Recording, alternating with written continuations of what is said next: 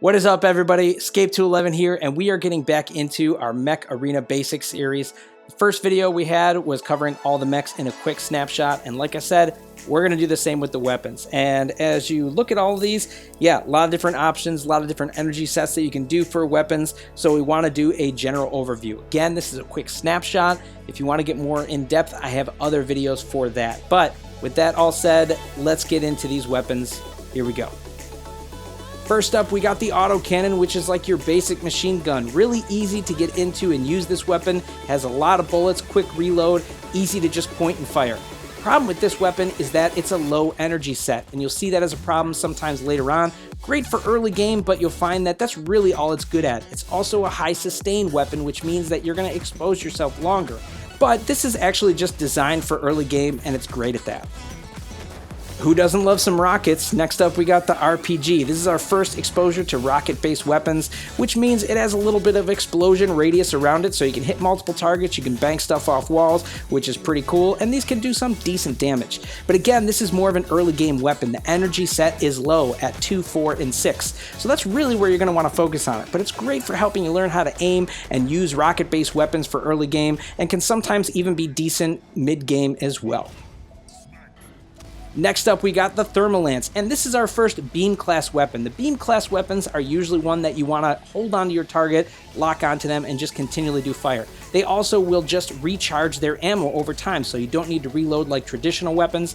The Thermal Lance specifically has the overheat effect. Once you lock onto a target for a certain amount of time, you will achieve overheat, which means you and your teammates will do a boosted 50% damage to that target, which is pretty nice. The downside of this weapon is that the damage overall is low, and the energy set is low at only 2, 4, and 6. But as a support class weapon or a sidearm, this weapon can be really useful even later on in the game. If you want to do some early game brawling, the plasma cannons might be for you.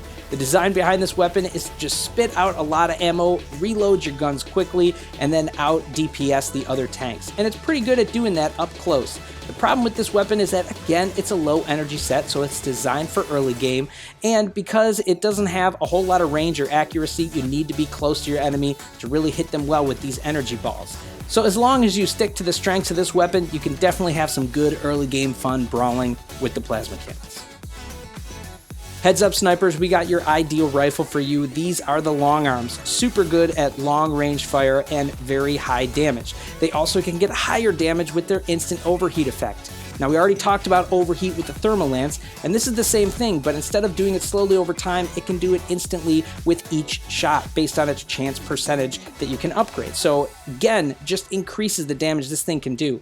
The downside to this weapon is that it's a manually aiming weapon. There's no target assist, so you have to get used to it. You also want to make sure you keep enemies at range. As they get closer, your damage goes down.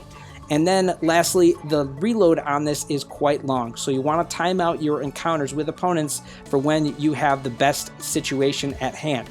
That said, this is one of those weapons that will be good for you throughout the game, really good as a long-range platform. Who doesn't love a good set of homing rockets? These are the Javelin Racks, and these guys are designed to lock onto your target and then fire at them in an arc, which is really good because it allows you to stay behind structures and expose yourself less. You also have a chance to do double damage with this weapon and can increase that chance as you upgrade it. The problem with the Javelin Racks, though, is that they are a low energy set at only 4 and 6. They also have a specific range requirement. Enemies have to be within 15 to 75 meters to target them and hit them at all. If they're not, you can't even touch them. But even with those shortcomings, this is still a great weapon early, mid, and even some late game. Next up, we got the fearsome shotgun. Who doesn't love a good shotgun getting up close and personal? This weapon is ideal for that, and it's really nice in that it has a wide arc, just like any shotgun does, so that you can hit multiple targets when they're all close.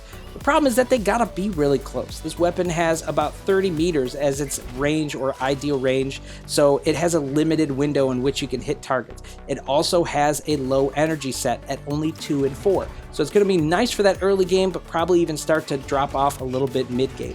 But if you want to get close and personal and maybe even hit some of those awesome monster kills, this can be a really fun weapon to do that with. Back to sustained fire, we got the pulse cannons next, and the design of this weapon is to just lay down a ton of gunfire with little downtime. This has a big clip and has one of the fastest reloads in the game, so it's really nice at just keeping the enemy at bay. Also has a wide optimal range, keeps you out of the distance of some of those problem abilities that people have in the 30-meter range, even the dash of the kill shot, so you can still hit optimal range without having to deal with all that stuff up close. The problem is that this weapon has a low accuracy to it to start. You can upgrade it to make that accuracy better, but it can take a little while to get there, and until you do, the damage will feel lackluster. It's one of those weapons you kind of have to stick with to see the benefit of, but it can be really nice for that suppression fire type of build. If you enjoy the Javelin Racks and you like rockets, then you're going to love the rocket mortars. These guys are like the big brother to the Javelin Racks that you get later on in the game. The design of this weapon is much like the Javelin Racks in that you want to find your target, lock onto them, and hit them with the lowest exposure possible. This also has a range requirement though at 45 to 225 meters. You don't want anyone closer than 45 meters, otherwise you will be a sitting duck. This also has an issue with the long reload time, so you want to time out your shots and be careful with them. It doesn't lock on quite the same way as Javelin Racks, but it's more of like carpet bombing, so you can hit multiple targets, which is really nice. So overall, this can be a really effective weapons platform if you know how to use it. Very fearsome in the right hands.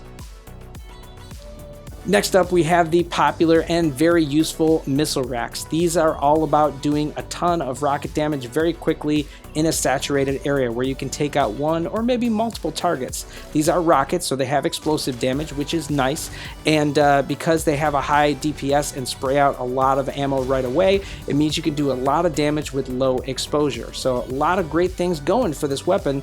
That's why it's so popular. But this weapon does have a bit of a learning curve to it. Once you hit the fire button, it will eject all of your missiles. So you want to make sure you time your shots and are good with your aim to make sure you hit your target. But once you get used to how this weapon fires, it can be super good and very effective throughout the game. Got another beam weapon for you. This is the Stasis beam. Now this is a lot like the thermal lance in terms of the way it functions. You want to lock onto your target, you have long range, and it will auto reload over time. A lot of the same functions, but this is a higher caliber weapon, so it's going to do a bit more damage. However, it's still considered fairly low damage based on how high caliber the weapon is, and it's generally considered a support weapon. And unlike the thermal lance, this one has a different ability called the Stasis effect, where you will freeze your enemy and slow down their movement and turning of their head or torso of their mech. So it can be really effective as a support weapon to just cripple your opponent so that you and your teammates can take them out quickly. Really good weapon for that, useful for great team play, and even pretty decent even on its own. Next up, we have the top tier sustained damage weapon set in the game. That is the Carbine family. This has great all-around stats, super useful in a lot of areas. It has good accuracy, fast reload, and just an overall great energy set. 8, 10, and 12 are useful mid, late, pretty much all the important times in the game. This is one of those weapons too that, because it's just really good and straightforward bread and butter weapon, it is useful in just about any situation and on any map. So all around solid weapon. The problem is that you really pay for that. This is an expensive weapon set. All three of these weapons are pretty darn expensive, premium currency to be able to play and use this in the game. So you really pay for that overall flexibility. This also has a low optimal range, and it puts you in the problem area against other Zephyrs or Guardians and that kind of stuff because it's only 30 meters in its optimal range. But even when you're not in optimal range, this still has a solid damage output, and it makes it one of those great weapon platforms once you can afford it. Very useful everywhere in the game. Next up, we kind of have the big brother to the shotgun, but also a beam sustained weapon. This is the Arc Turret 6 and 10, and yeah, just like the shotgun, this will do high damage up close, and it can hit multiple targets if they're grouped together tightly. But unlike the shotgun, this is sustained damage, and it will reload itself over time, much like the beam weapons, and that's why this is kind of a hybrid. This does have a very limited range requirement though, just like the shotgun, and the targets need to be within 30 meters to be able to hit them. You can upgrade this a little bit to get a little bit more range out of it, but it is still a very close-up weapon. So it certainly has its limitations, but if you like the high damage close-up of the shotgun, once you cycle it out, this can be a great option to go in its place. And lastly, we have the all-coveted Railgun. This is the quintessential endgame weapon for a lot of people and what many people strive to get for their endgame. Functions a lot like the long arm, but it has some differences and key benefits to it. Overall, its damage per shot is very high, and it has a chance to do double damage with each shot, which means it'll be even higher. It has the highest optimal range in the game, from 0 to 120 meters, which is massive, and it has a long range, just like the long arm does, so you have a lot of flexibility for taking out targets. It also has an overall low exposure because you can just take quick shots and usually kill enemies, which is very nice, and it also auto reloads over time. You don't have to wait for the full chamber to be reloaded. You can take individual shots and it will keep reloading as you go. A lot of great stuff about this weapon, of course, but no weapon is perfect and the Railgun is no exception. The gun only has 3 shots in the chamber and it has a really long reload, so you're going to have to be careful and time your shots very well. Alongside this, you also have only manual aiming for this, no auto targeting or no targeting assist, so you definitely have to be careful in how you take your shots.